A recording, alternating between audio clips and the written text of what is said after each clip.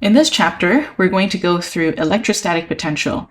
Now, we've already learned about electric force and electric fields, but even if we can calculate electric fields, it's still not helpful for us. We want to be able to see what kind of energy and what kind of work is involved related to a field.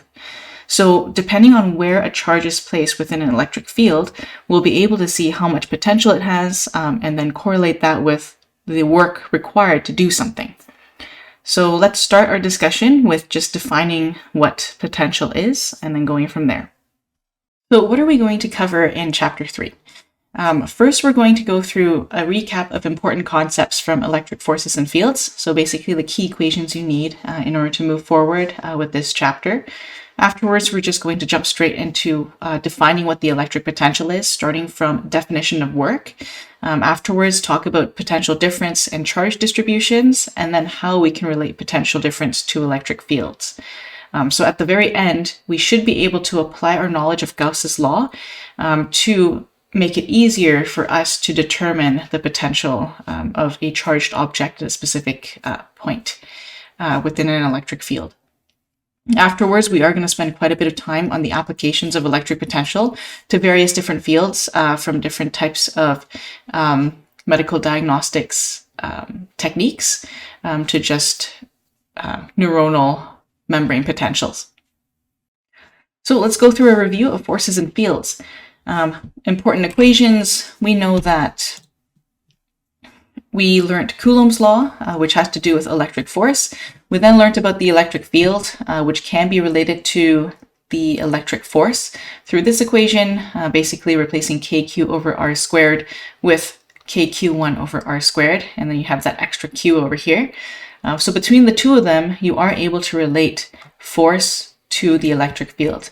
The next thing I want to mention is between these two types of forces, they are conservative. The other thing I want to mention is that is the force always in the same direction as the electric field? Not always, because of the charge. If you have a positive charge, then yes. If you have a negative charge, then no. So that will help us in determining how positive and negative charges move within an electric field. And of course, we ended off with Gauss's law. So that's the most important one that we learned in the previous chapter, where we can apply Gauss's law and just make sure we have Gaussian symmetry in order to solve for the electric field. Now, another thing I want to mention is that when we're applying Gauss's law is universal. It applies everywhere. So if you want to take a look at the flux, keep in mind Gauss's law only has to do with flux being equal to Q enclosed over epsilon naught for any closed surface. So Gauss's law applies to any closed surface. However, you cannot use Gauss's law to solve for the electric field if you don't have Gaussian symmetry. So that's the only condition for Gauss's law if you want to apply it to solve for the electric field. If you just want to apply Gauss's law to solve for flux, it works for any closed surface that you have. So then we did a discussion about Coulomb's law versus Gauss's law, and there are different ways to express pretty much the same thing. So in Gauss's law, we see that flux is a product of surface area and electric field. So, if you have a really large surface area and a really large electric field over here, then it's just going to get weaker and weaker because the charge is distributed amongst a larger surface. And the electric field is distributed across a larger surface, not charge. With Coulomb's law, the electric field drops off as 1 over r squared. So that means that the strength of the electric field, as it gets farther and farther away, is going to be weaker and weaker. So that's based off of Coulomb's law, where force is proportional to the electric field. So both Gauss's law and Coulomb's law refer to the same thing as in if you get farther and farther away from your enclosed central charge, and the larger your surface area, the lower the magnitude of your electric field. So here's just a summary of when do we use Gauss's law to calculate the electric field, and what happens if we cannot use Gauss's law. So there are only one of two ways to calculate the electric field. You can go through first principles, which is just Before we had to calculate dE for everything. So we had to figure out dQ, then figure out dE, and then integrate dE to get our electric field. So that would be first principles. Now that, as we noticed through all of our practice problems and the assignment, it takes quite a bit of time to calculate the electric field this way. So therefore, we have to try and leverage Gauss's law to make life a little bit easier for us. So then we move on to Gauss's law, which is what we learned next, and is the first Maxwell's equation. We can use Gauss's law to calculate the electric field, but only if we can factor out the electric field E from this integral. The only way we can factor that out is we take a look at the Gaussian surface that we've created. If we can guarantee that the electric field is either maximum or 0, then we can factor it out. If it's 0, then every face of that surface is just 0 value. We can ignore it. If the electric field is penetrating the surface perpendicularly throughout the entire face, then it has a maximum electric field. It's all accounted for. So therefore, it can be considered a constant and it can be factored out. And the only thing that's left is that integral of ds. So if you can factor out E based off of Gaussian symmetry, as described over here, then you're in a good place because you know that you can use Gauss's law and make life a bit easier in terms of calculations. Otherwise, if you can't use it, we have to go back to first principles where we set up the integral from scratch.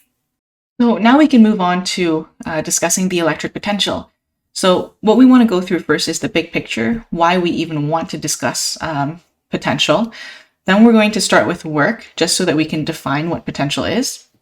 Take a look at electric potential difference, and then electric potential, because they are different things. So in terms of work, we should have learned about this in first year physics. So work is pretty much a measure of energy transfer when there is movement from an external force. So, work is equal to force times distance. You have to know how much force is being applied over a certain amount of distance. And so that force is very important for us because we do have electric force. So in terms of electric potential energy, that is the capacity for doing work, so movement from one area to another.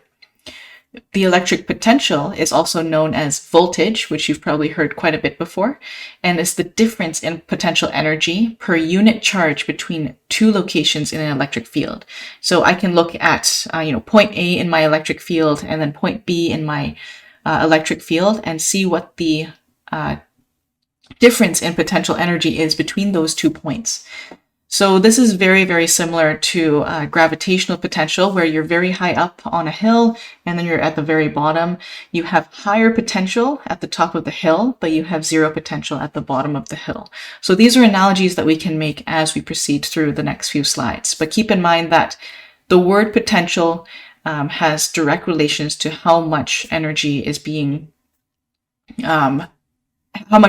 available for work to be done. So why is this important?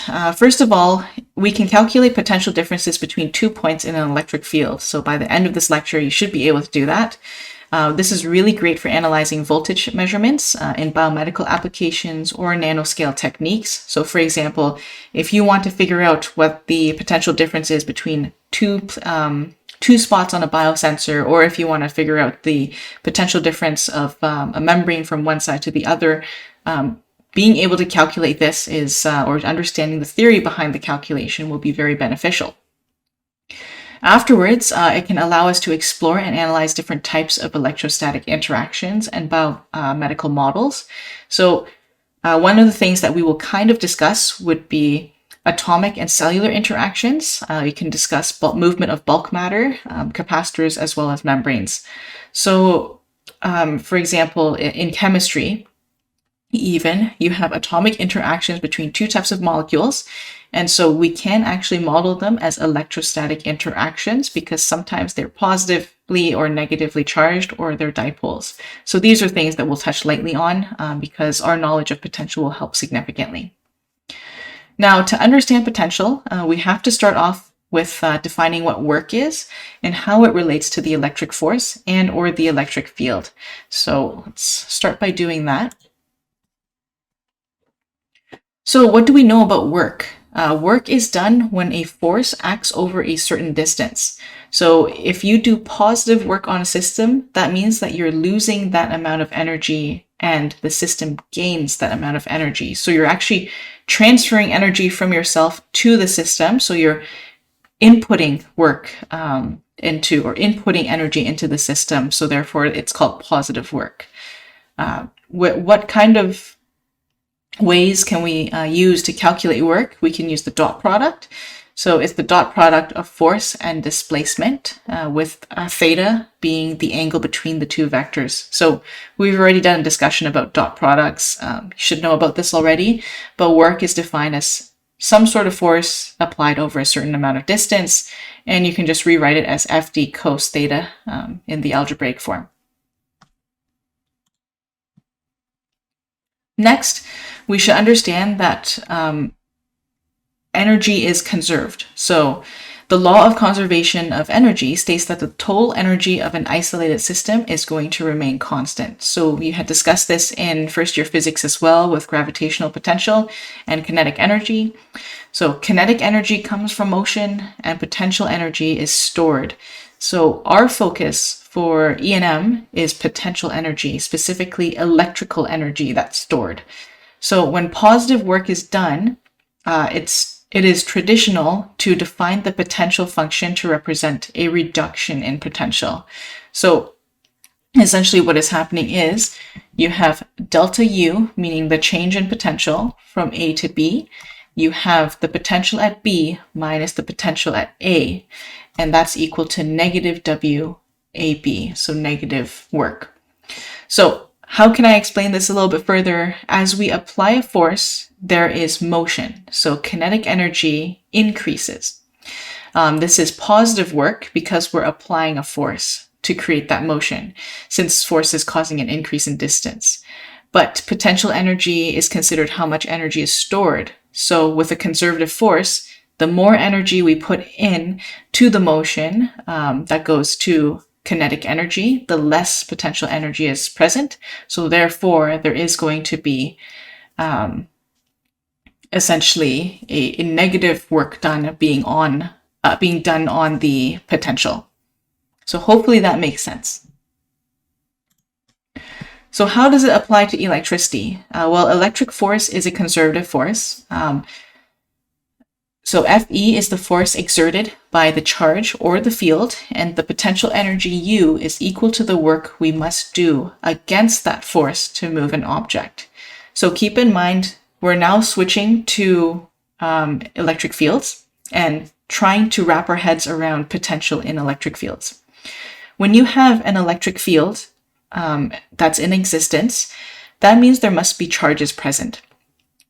With an electric field present, it means that it's going to exert a force, or the charge and the field are synonymous in this case.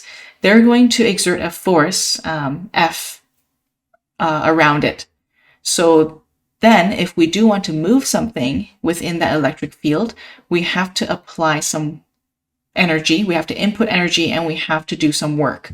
So the potential energy U will be the work that we have to do against the force to cause some sort of motion.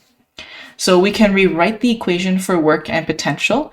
So because we know delta U, or the change in potential, is equal to the negative work done, then we can say it's minus QE, so that's F being equal to QE, so we replace F, and the total distance is delta R based on the distance traveled within the electric field. And you have minus QE delta R cos theta. So QE is just F, and delta R is just D in this case. So we've redefined the equation for potential based off of our previous equations. Now, what is delta U in a uniform electric field? Note that I have a positive test charge here, and then I have a parallel plate. So essentially I have a plate of positive charge at the top and a plate of negative charges at the bottom. And we know that charges are going to, the electric field lines are going to go from positive to negative. So you can have these pinkish purple lines going down from the positive to the negative plate. Now, because we're assuming a positive test charge, it means that the force being exerted by this electric field is F equals to QE. Q is positive, E is down, so our force is going to go down as well. So in this case, because it's a positive point charge, we have force being in the same direction as the electric field. So looking at this, if we put a positive point charge in here, it makes sense, or if we put any charge in here, it makes sense that that positive charge is just going to go down, and it's going to be repelled by the positive plate at the top and attracted by the negative plate at the bottom. In other words, the positive point charge is going to follow the direction of the electric field lines. So next, we also know that the same amount of work is required for a test charge to be moved from point A to point B. So point A is shown over here at the very top, and point B is shown at the bottom here. I want to move my my test charge from A to B. The question is, will there be a difference if I go from A to B straight down, or follow this curved dotted path to the right, or this windy path to the left? Because electric fields and forces are conservative forces, the work done by the electric force has to be the same for any path. It is not path dependent, and that's why it's a conservative force. So something to keep in mind. So we've already discussed a little bit about potential energy. We want to now move on to being able to calculate the change in potential energy. So in the next few slides, we're going to walk through how we can derive that equation. You will not need to know how to derive it. It's just something for your own knowledge. So how do we derive this equation? We first start off with a positive charge here, and keep in mind we have a positive charge Q, and we always represent our positive test charge as Q naught. So that will allow us to differentiate between an actual charge, charged object, and that point test charge that we have. So if we have a positive charge here, Q, it means that we have electric field lines radiating out of that charge. So that means if we're going in this direction, then the electric field is just going up this way. Next, if I drop a positive test charge somewhere there, it's going to follow the direction of the electric field line because it's positive. So if I have A over here and B over here, then Q naught is going to move from A to B. So this pretty much explains that. It says that because we're introducing Q naught here within an existing electric field, then that means that it's going to experience an electric force that's proportional to the magnitude of the electric field times its own magnitude of charge. So the next question is, what happens if this force displaces this test charge from A to B? So we're just trying to figure out what the next thing is to happen. Once the electric force displaces Q naught, our test charge, from A to B by a distance of dr, then we can calculate the work done by the electric field, moving it from A to B, or from a small distance within A to B. So if we start at A over here, and we want it to go towards this part over here, not all the way to B, but partially through B, then we have what we call dr, a little change in the radial distance. So we have dw is equal to Fe, the force being applied, multiplied by dr, the differential radial distance element. So we should be fairly familiar with setting up these integral forms already. So if we have a little change in distance, that means it's going to reflect on the larger quantity. We're going to have a little change in work. So we now have dw, we can replace Fe with Q naught E. We have dw equals to Q naught E dotted with dr. So now that we have this equation, how does it relate to potential energy? We already know how we can convert from work to potential energy, so from W to U. So we are now going to convert from dW to du. So that's the next step.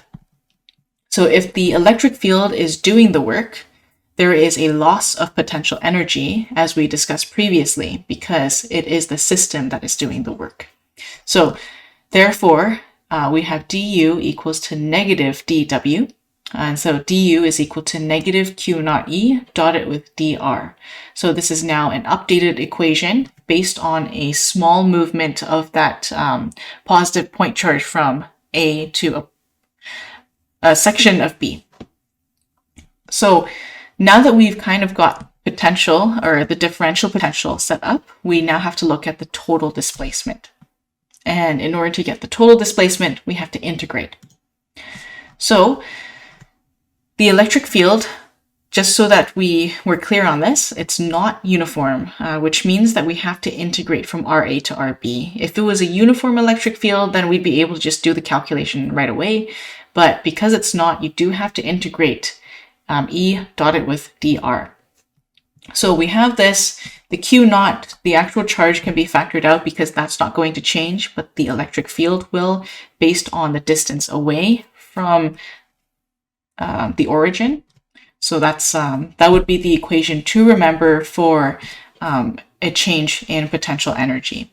And that's how it's related to work, moving from A to B. Now, is there any acceleration? Let's take a look.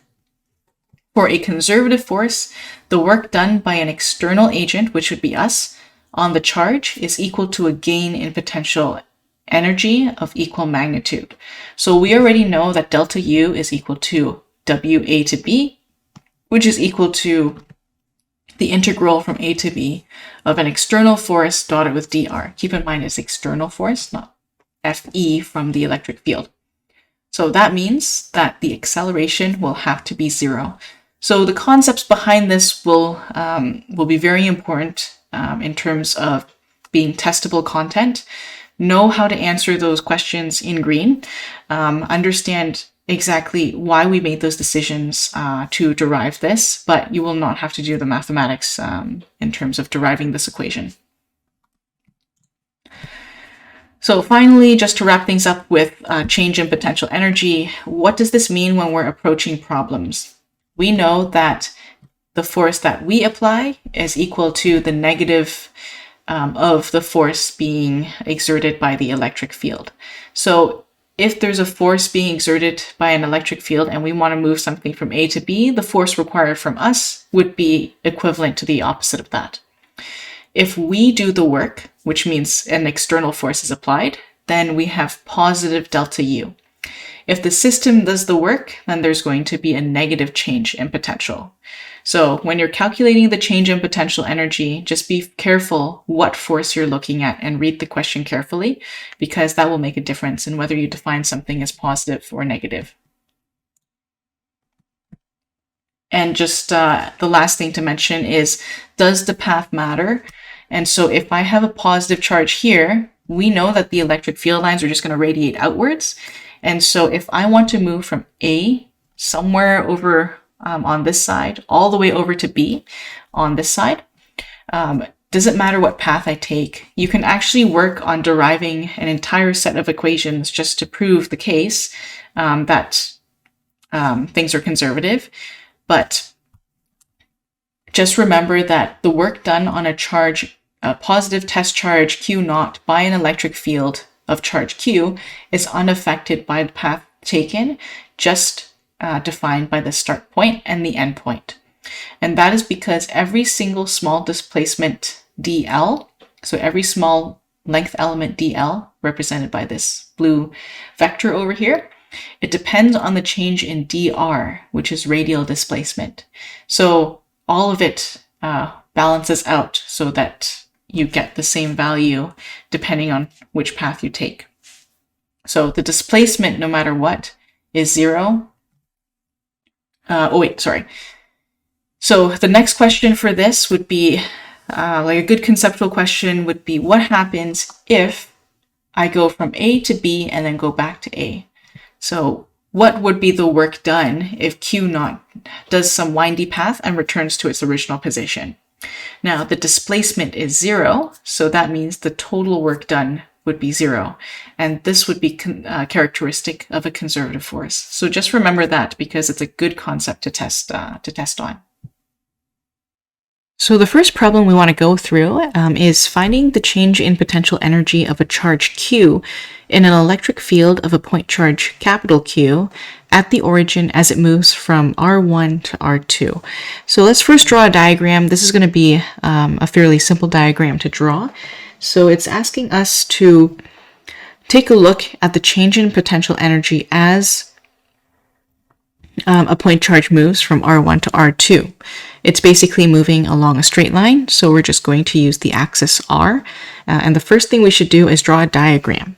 So let's just try to keep things simple. Draw a straight line. We'll call this R.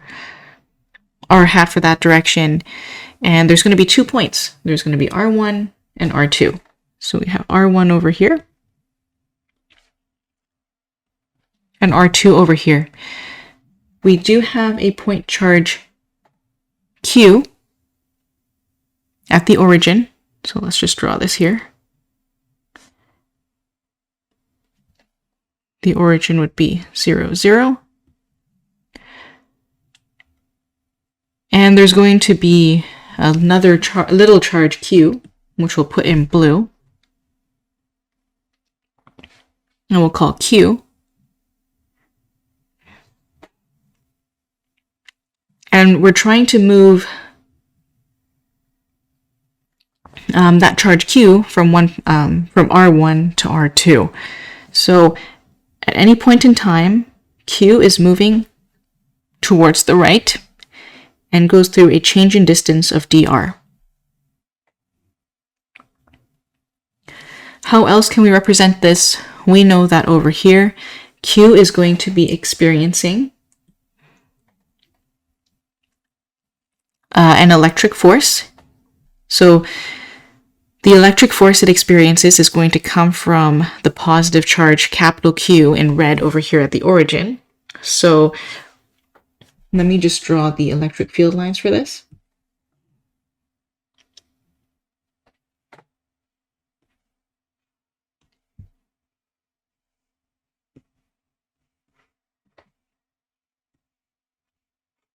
So that's your electric field line coming from capital Q. Little q in blue over here on the right is going to experience an electric force from this electric field, and it's going to be in the same direction as the electric field because we're going to assume little q is positive.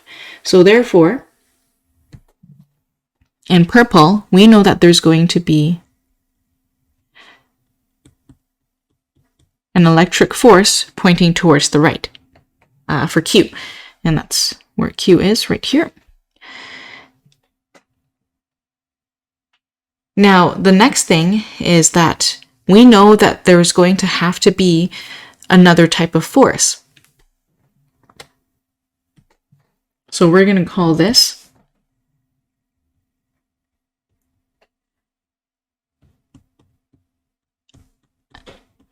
FEXT for the external force, where FEXT is equal to negative of FE.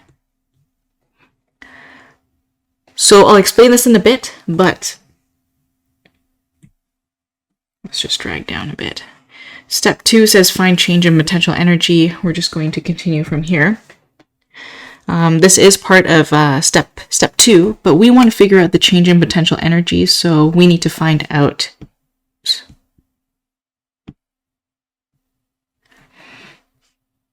so our goal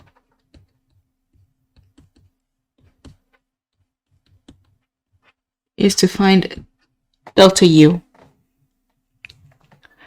And we know that delta U is equal to negative of the integral from a to b, or R1 to R2, of FE dotted with dr.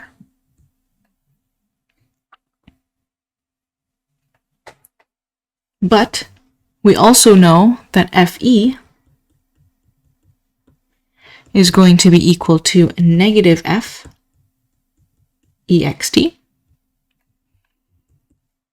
which is equal to minus KQQ over R squared, R hat. So combining the two together, we know that we have delta U equals to the integral of R1 to R2. Because these two are negatives that cancel each other out, we know that we have F ext dotted with dr. But what else do we know? We also know that this is the dot product, so we know it's just going to be the magnitude of each times cos of theta. And we know that dr is over here, and we know that Fext is over here pointing towards the left, and therefore the two of them are 180 degrees.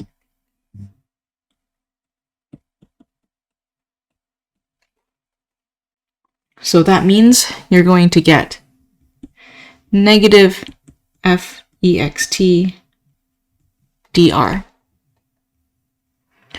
So now that you have this, you can move forward and calculate what delta U is going to be. Delta U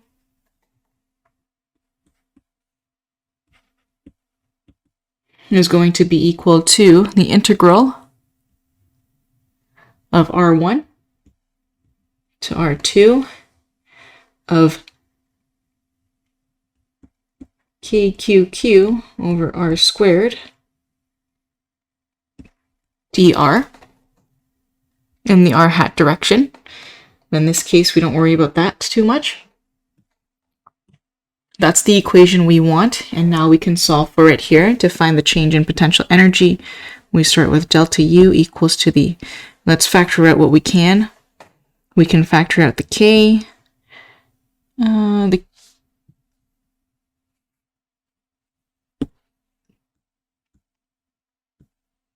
we can factor out the K, the capital Q, and the little q, and then all we have left is the integral of R1 to R2 of 1 over R squared dr.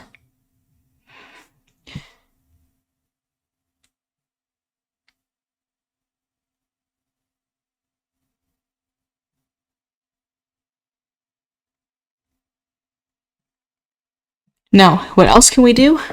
We can keep moving forward. Just going to make sure my negatives are correct. Go up here. Delta U is equal to negative of this. This is equal to negative. Negatives cancel out. Well, I do have to reintroduce a negative here because of this. That is equal to negative Fext over R, so my bad. There's a negative here.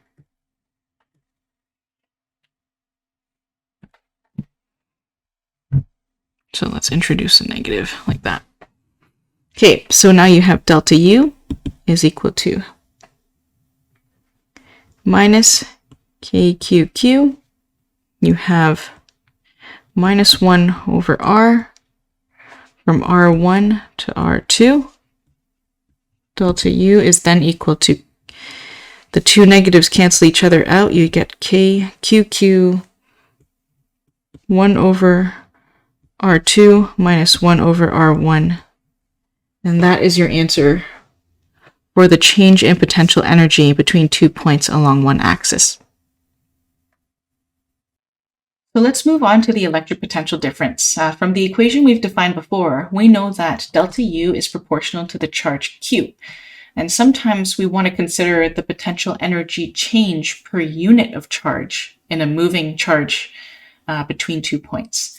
So keep in mind, we are now looking at something different. We are now looking at electric potential difference versus a change in potential energy. So we define this as the electric potential difference delta V. That's why we have that voltage. So delta V is equal to delta U, the change in potential energy, divided by Q. And that's equal to negative E dotted with delta R. So simple algebra allows us to get this equation, but as with all things E&M, it's not always this easy. Sometimes you do have to integrate and start from first principles. So that is one definition of the electric potential difference based off of delta U and the test charge Q. Now going forward, what happens if you have a non-uniform field? So if I just go back to this, remember if we didn't have a uniform field, it's hard to calculate delta U. And if we don't have a uniform field, then that means we can't just simply plug in the equation for E because it changes based on where you are in the electric field.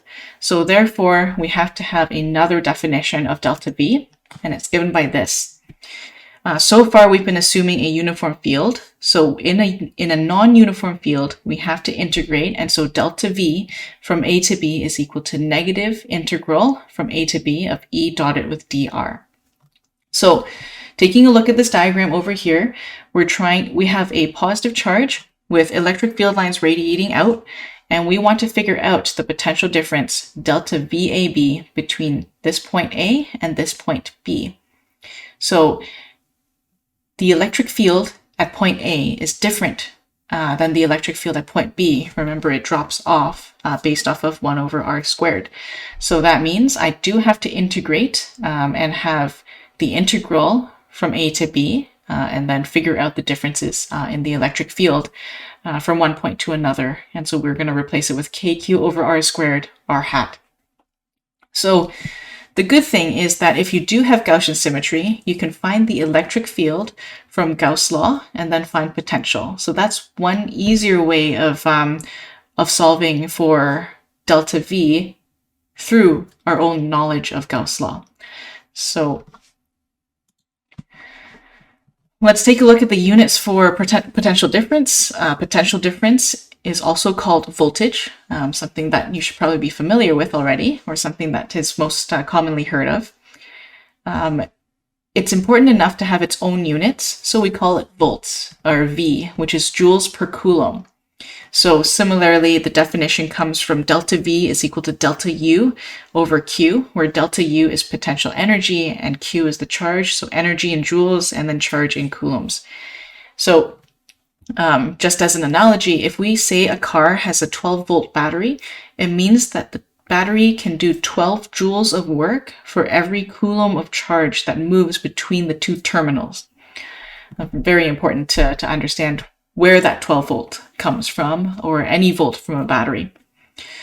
Sometimes we want to use electron volts, or EV, which is the energy gained by a particle carrying 1 elementary charge when it moves through 1 volt.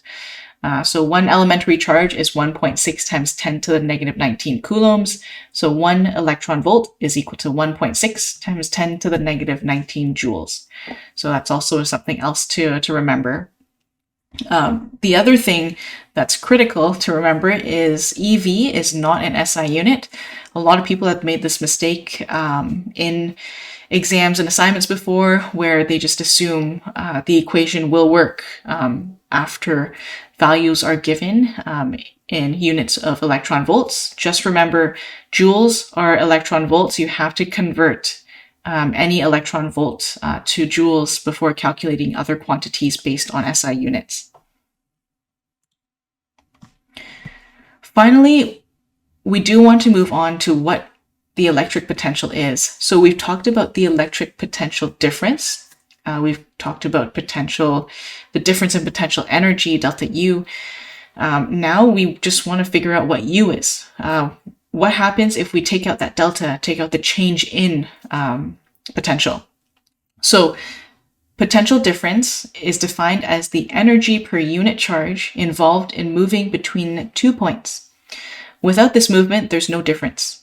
So what does the potential or voltage at point P mean? That actually shows up quite a bit in E&M problems where you're trying to figure out the potential at point A or the potential at point B, not the difference between the 2 points, but the actual potential at one point. So only delta U has physical significance, since we must always take U relative to a reference position. So if we're talking about potential, we're taking a look at how much energy are we exerting to move from infinity to that point? So we have to come up with another reference point. So another thing to remember is, I'm just going to go back here, for electric potential, think of it like gravitational potential.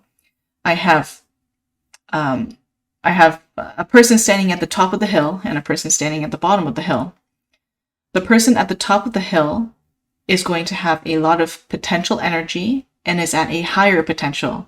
The person at the bottom of the hill is going to be at a lower potential with lower potential energy. So that has to do with the position itself, not the difference between the two people, but the actual position itself. If you are in a position that has a higher altitude, then that means you're going to have higher potential because you have the capability of storing more energy. Similarly, we have the same thing with an electric field and with point charges. So in an electric field, if you have a positive test charge placed in an electric field coming from a positive charge, I'm going to go to the next slide so I can explain this better. So now I want to go through a visual and qualitative explanation of potential. And sometimes it actually helps quite a bit to try and think through the process as to why potential will increase or decrease given a certain location within an electric field. So we're going to go through two simple examples. The simplest would just be 1 point charge. One's positive and one's negative. So we're going to take a look at the positive first. Every time I try to think of potential, I try to think of work as well. How much effort do I have to put in or do I have to add to the system in order for this motion to take place, and how easy is it? So if I have a positive charge here, I know that my electric field lines are radiating outwards. And so if I take a look at this and if I drop a positive test charge anywhere here outside of this positive charge, where will it go? We know that a positive test charge within an electric field generated by a positive charge is going to move along the electric field lines. So it's going to try and move away from that central positive point charge. This also makes sense because like charges are going to repel. So that means that if I drop a positive test charge here at this point, it's just going to slowly move away from that positive charge here. That requires no energy on my end, and therefore its potential is going to decrease as it goes outwards. And note that the potential will decrease as it moves farther along the electric field line. Next is what happens if I try to make the positive test charge move closer to the center. Now that means I'm trying to put two positive charges closer together, and that's going to be a little bit more difficult because it's going to experience repulsion. So that should mean that the potential will increase because as I push it closer and closer together, there's more stored energy for it to repel. Now, as I push it closer and closer, if I think about work and energy, it means I need to input more work and more energy in order for that motion to occur. So therefore, the potential will increase as you move inwards. So if you're going against the electric field line, potential seems to increase. Now, knowing that, let's take a look at the other example just so that we can, confirm what we have just observed from this one. We take a look at the other example with a negative point charge in the center instead of a positive one, and we know that the electric field lines are going to point inwards. So now I use the exact same analogy. What happens if I drop a positive point charge here? If I drop a positive point charge here, it's going to get attracted to the center, so it's going to move towards the center.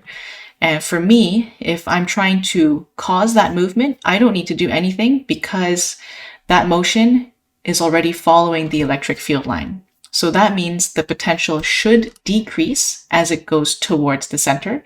And between the two of these, it means that the potential is going to decrease as we go farther along the electric field lines.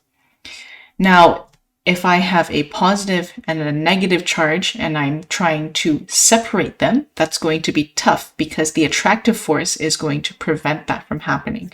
So that means as I try and move the positive test charge away from the center, that's going to mean that I do have to input some energy and some work externally to cause that motion to occur. So that means that if I'm going against the grain of the electric field lines, then the potential will increase. So between the two examples here, it seems pretty clear that if we move along the electric field lines, the potential will decrease because that is the motion that was intended anyways, and no extra work is required externally to do so. If we're moving against the grain, so against the electric field lines, then that means that we do have to input some extra work, and the potential will increase if we don't follow the electric field line directions. So hopefully that makes sense from a visual standpoint in terms of how we can determine whether something is at high potential or low potential. So another way to test this, two more ways to test this would be to determine what would happen if you drop a negative test charge instead of a positive test charge. You'll find the exact same thing, but reversed.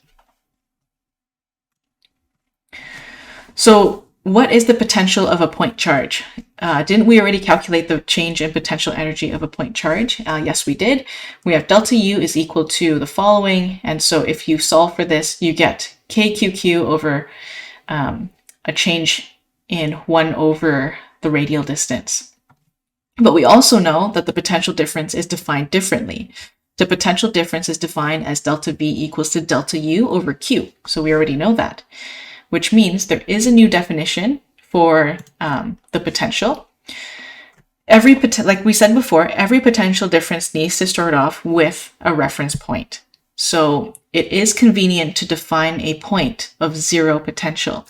And so if we look at isolated charges, we can take the 0 point at infinity. So what happens when RA approaches infinity? In that case, you can calculate the potential with a new equation. We have V equals to KQ over R, and that will be the potential of a specific charge at a specific point within an electric field. So this correlates with exactly what we observed qualitatively through our discussions between those two examples. So that would be the mathematical equation to determine the point, the potential of a point charge. Okay, so we're on to the next problem. We're looking at the potential difference in an X-ray tube. So that's something that's a little bit more applicable to us and our studies of life and medical physics. So an X-ray tube has a uniform electric field of approximately 300 kilonewtons per coulomb that extends over a distance of 10 centimeters from an electron source to a target. The field points from the target from the target to the source. We're trying to find the potential difference between the source and the target, and also the energy gained by an electron as it accelerates from the source to the target. And of course, the first thing to do is to draw a diagram, but there are a couple notes here we have to look at first. Number one, it says abrupt electron deceleration produces X-rays. And second note says, express the energy in electron volts and joules for practice. Okay, so I had to put diagram on a separate slide so that we had more space. Keep in mind, we have a source and we have a target. That distance is 10 centimeters. So we are going to take a look at that and we're going to draw something to represent that. Okay, so let's start with a diagram. And we know that we have an electric field between the source and the target. So first, let's just draw the electric field in purple.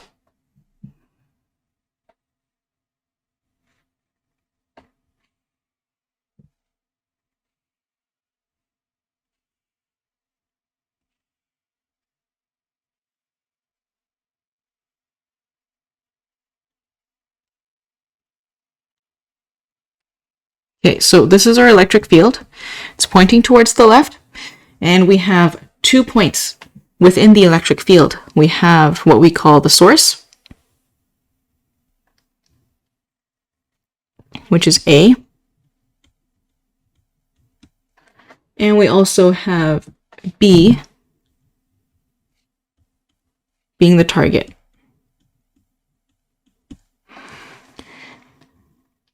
in between, we have an electron.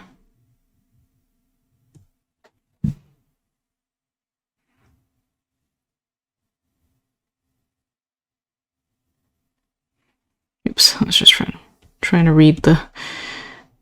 So there's our electron, and it's moving this way towards the target.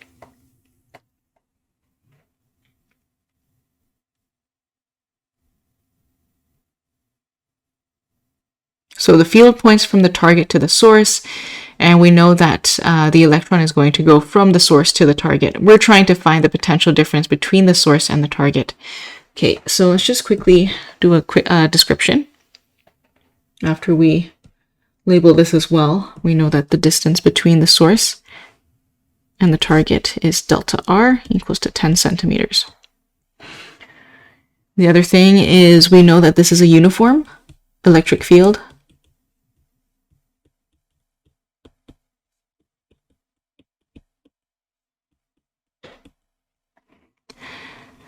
So that means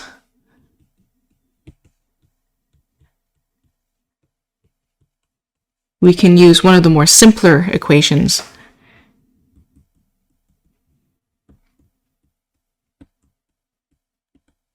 We can use delta V from A to B equals to negative E dotted with delta R.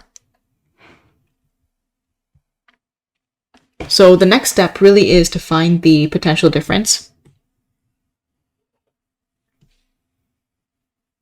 So to find the potential difference, we simply use that equation, delta V equals to negative E dotted with delta R, which is equal to negative E delta R cos theta.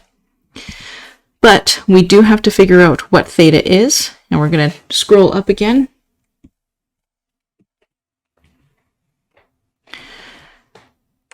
So I have E going towards the right in my green, and I have the electric field going towards the left.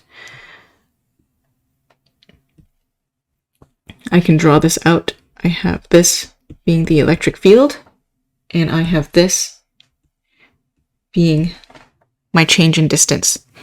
So this is going to tell me that I have a 180-degree angle between the two of them. So a 180-degree angle means that cosine of theta is -1.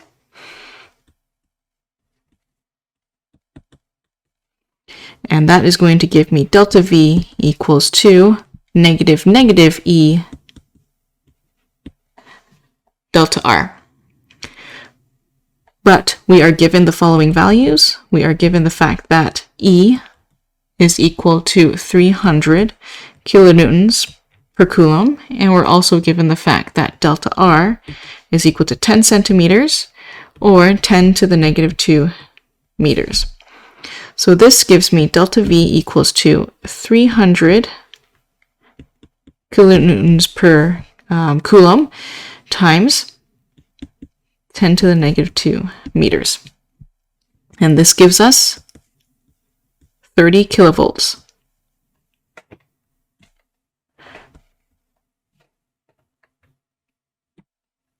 Now, what was the next step?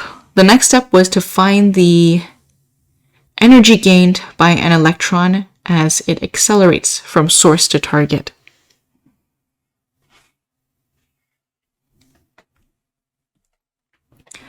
So what would be the energy gained by an electron? We're not trying to find the potential difference. We're going to try and find U from V.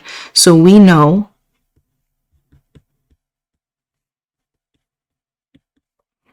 that delta V is equal to delta U over Q, which means delta U is equal to delta V times Q. And that means our Q is going to be equal to minus E, where E is the fundamental charge. So you end up with minus 1.6 times 10 to the -19 coulombs. So now I can calculate delta U. Scroll down a bit. Which is equal to minus 1.6 times 10 to the negative 19 coulombs times delta V, which we just calculated to be 30 kilovolts. And so delta U is equal to 4.8 femtojoules.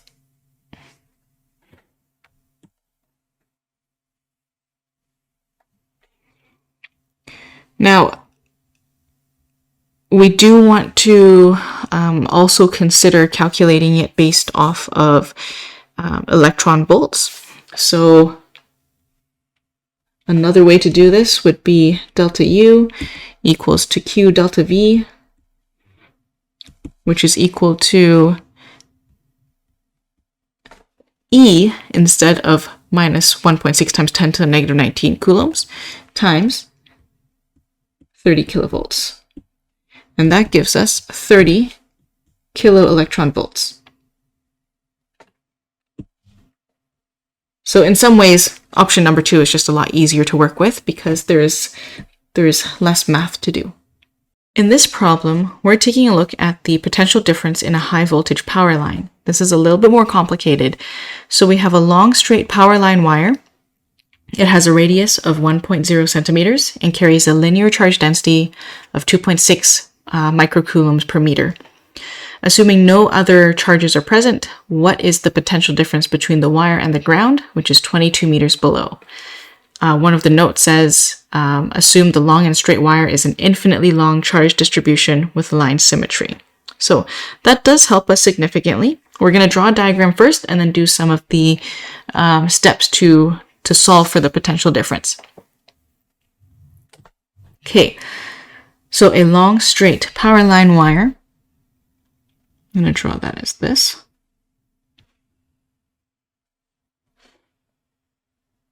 Just going to make it a cylinder. Oops. Like so. There's going to be a central axis to this. So we have this.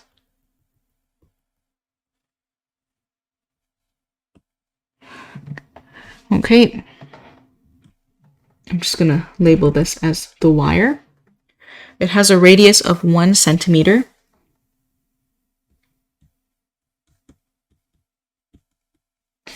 And it carries a linear charge density of 2.6 microcoulombs per meter. So I'm just going to say lambda equals 2.6 microcoulombs per meter.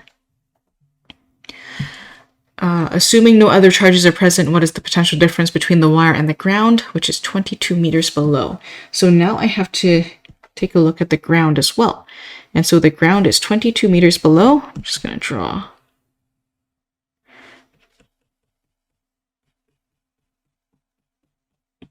this to be the ground.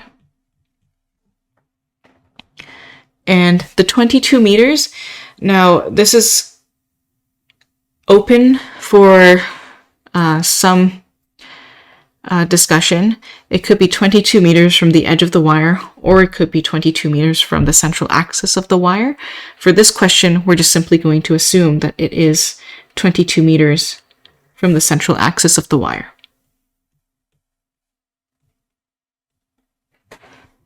Okay. Let's see. We want to find the potential difference between the wire and the ground. Now the next thing is the potential difference between the wire and the ground. I'm going to assume that point A starts here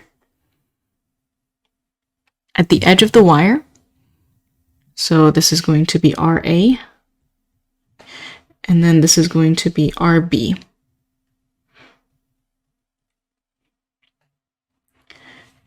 And between the two of them, we're going to have a potential difference from A to B. So that's our diagram that we can work with. Just going to keep moving along. We already know that there's line symmetry.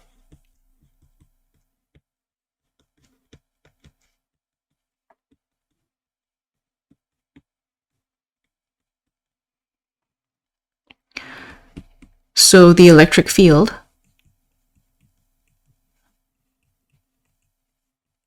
is given by the following. So keep in mind, you don't have to derive things anymore. We already know that the electric field due to line symmetry is lambda over 2 pi epsilon naught r in the r hat direction. So that's something that is already in the notes. We can use that directly.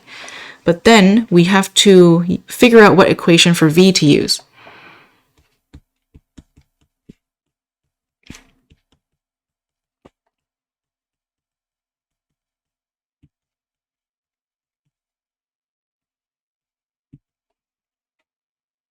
So I'm just going to scroll down a bit. We know delta V is going to be equal to negative integral from a to b of E dotted with dr. And so then this is going to be negative integral from RA to RB of E, which is lambda over 2 pi epsilon naught r in the r hat direction, dotted with dr.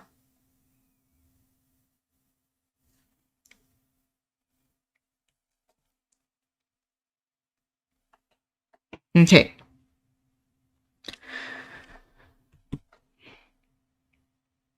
What can we factor out? I know that I can factor out lambda and 2 pi epsilon naught. So I have negative lambda over 2 pi epsilon naught. I have the integral from RA to RB of 1 over r dr. That allows me to solve.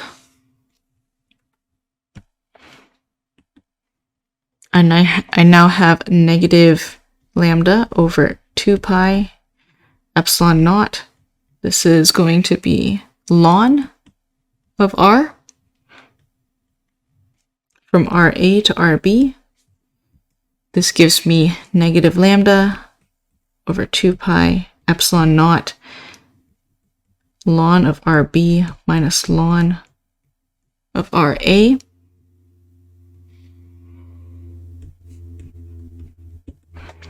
Delta V is then equal to negative lambda over 2 pi epsilon naught ln of RB over RA. And so this is just delta V equals to lambda over 2 pi epsilon naught ln of RA over RB. So either one works. You can present it however you wish, but that would be the answer for delta V. And if you wanted, you can input the values to get the numerical solution. So all I care about for this is really just being able to get the correct expression for delta V based off of the variables provided.